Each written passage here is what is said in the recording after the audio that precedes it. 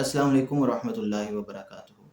سامعین محترم، آج کی رات بڑی متبرک رات ہے کہ آج کی رات حضور علیہ الصلوۃ والسلام کو معراج جیسا عظیم معجزہ عطا ہوا جو آپ صلی اللہ علیہ وآلہ وسلم کے علاوہ کسی اور نبی کو عطا نہ ہوا۔ آج کی رات لوگ پوچھتے ہیں کہ خاص وظیفہ کیا ہے، کوئی خاص دعا کیا ہے۔ آج ہم اپنی حاجات پیش کرنا چاہتے ہیں، تو میں کوئی دعا آج نہیں بتاؤں گا۔ میں صرف آج اتنا بتاؤں گا کہ مانگتے کیسے ہیں۔ ہماری پرابلم یہ نہیں ہے کہ ہم مانگتے نہیں ہیں، ہمیں مانگنے کا ڈھنگ نہیں آتا۔ اس رب کی بارگاہ میں عرض کیسے کرنا ہے یہ ہمیں طریقہ نہیں آتا۔ ہم چاہتے ہیں کوئی اسپیسیفک ورڈز ہوں، کوئی خاص وظیفہ ہو، ہم جلدی جلدی سے اس کو پورا کریں، 1000 مرتبہ ہو، 2000 مرتبہ ہو، کوئی 1.25 لاکھ والا بھی ہو تو ہم پورا کر لیں گے، ہم بس پورا کریں اور ہمارا کام ہو جائے۔ لیکن ایسا تو نہیں ہے۔ کیا اللہ رب العزت محتاج ہے آپ کے 1.25 لاکھ کے عدد کا؟ آپ یہ اسپیسیفک ورڈ، یہ اللہ تعالیٰ کے اسماء الحسنہ میں سے یہ والا لفظ 1.25 لاکھ کریں یا پھر کوئی بھی اتنی تسبیح کریں تو پھر وہ آپ کو دے گا، ورنہ وہ نہیں دے گا۔ اللہ تعالیٰ تو اس سے بہت بلند ہے۔ آج کی رات ایک خاص طرح کے نوافل، وہ اگرچہ روایات میں ملتے ہیں، بزرگوں سے منقول ہیں، وہ پڑھنے چاہیے، لیکن کیا اللہ سے مانگنے کے لیے وہی ایک طریقہ ہے؟ کیا اللہ تعالیٰ کی رحمتیں کوئی لمیٹڈ چیز ہے؟ کیا وہ ہمیں شرطیں لگا کر دے گا؟ ایسا نہیں ہے۔ ہم نے یہ سمجھ لیا ہے کہ اللہ یوں دیتا ہے۔ یہ بات میں پھر ریپیٹ کرتا ہوں کہ ہم نے یہ سمجھ رکھا ہے کہ اللہ یوں دیتا ہے کہ خاص رات ہوگی، ہم یوں مانگیں گے تو وہ دے گا، ورنہ وہ نہیں دے گا۔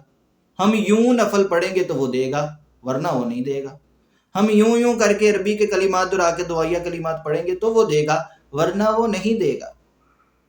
جو دعائیں منقول ہیں ان کو سمجھ کے، ان کے ترجمے پر غور و فکر کر کے تو وہ دعائیں مانگنی چاہیے، تاکہ پتہ چلے کہ ہم مانگ کیا رہے ہیں۔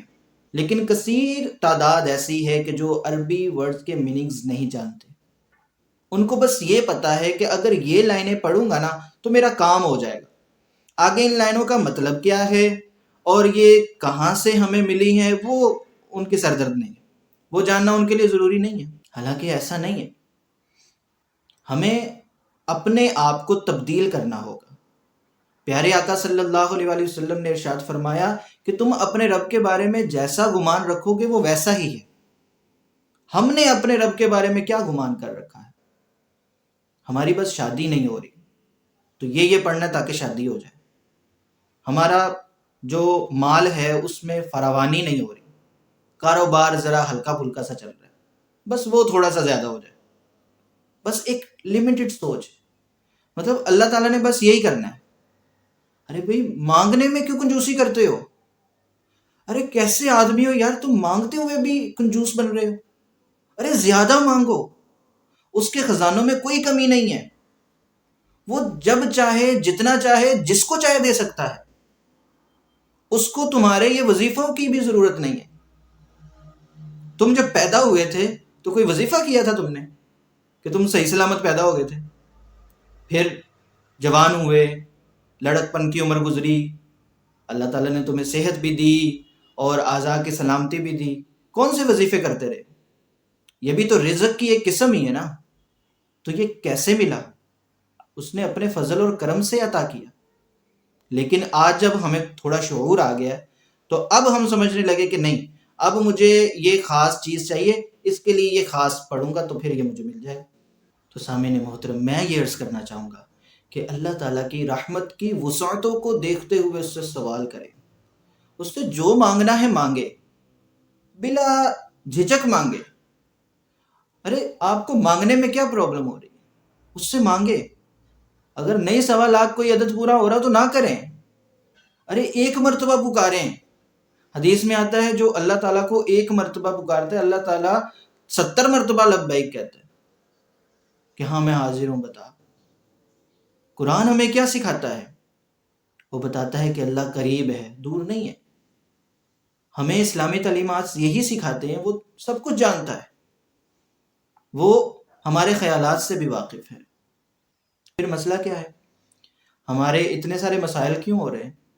آخر اس کے پیچھے کوئی نہ کوئی تو پرابلمز ہیں نا، کوئی نہ کوئی تو خرابیاں ہیں کہیں نہ کہیں۔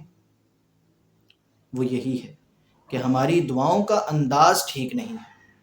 بہت سارے لوگ تو دعائیں کر رہے ہوتے ہیں اور توجہ دعا میں نہیں ہوتی، اور بہت سارے لوگ دعائیں توجہ سے کرتے ہیں تو پھر خاص چیز کی دعا کرتے ہیں۔ آج کی رات عظیم رات ہے، آج کی رات جو چاہتے ہیں وہ مانگیے، اپنے لیے مانگیے، اپنے والدین کے لیے مانگیے، بہن بھائیوں کے لیے مانگیے، جس جس سے آپ کو محبت ہے اس کے لیے مانگیے، ہر مسلمان کے لیے مانگیے، اور دل کھول کے مانگیے۔ یقین جانیے جس بارگاہ میں آپ سوالی بن کے کھڑے ہیں نا، اس بارگاہ کے خزانے میں کوئی کمی نہیں ہے۔ یہ مت سمجھیے کہ آپ کے پاس سائیکل ہے اور وہ آپ کو کوئی بڑی گاڑی نہیں لے کے دے سکتا۔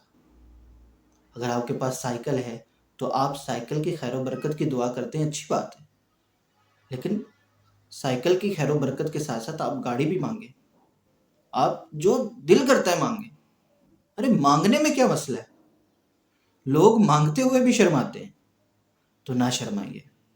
آج کی رات عظیم رات ہے، اس رات کی قدر کیجیے، اور وہ سامعین جو راہ سلوک کے مسافر ہیں، جو حقیقت کے متلاشی ہیں، ان کو صرف یہی کہوں گا کہ آپ نے اگر مانگنا ہے رب سے تو پھر دنیا نہ مانگیے، آخرت بھی نہ مانگیے، جہنم سے نجات بھی نہ مانگیے۔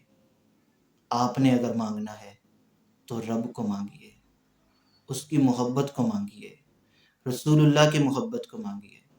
یقین جانیے اس سے بڑھ کے اس کائنات میں نہ تو کوئی خزانہ ہے اور نہ اس سے بڑی کوئی دولت ہے۔ اگر آج آپ کی یہ دعا قبول ہو جائے اور آپ کو رب ہی مل جائے تو بتائیے پھر کس چیز کی کمی رہ جائے گی؟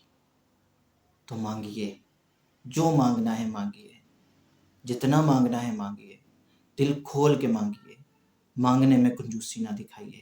اور جس رب سے آپ نے مانگنا ہے وہ جواد ہے، اور وہ ایسے عطا فرماتا ہے کہ آپ دیکھتے رہ جائیں گے۔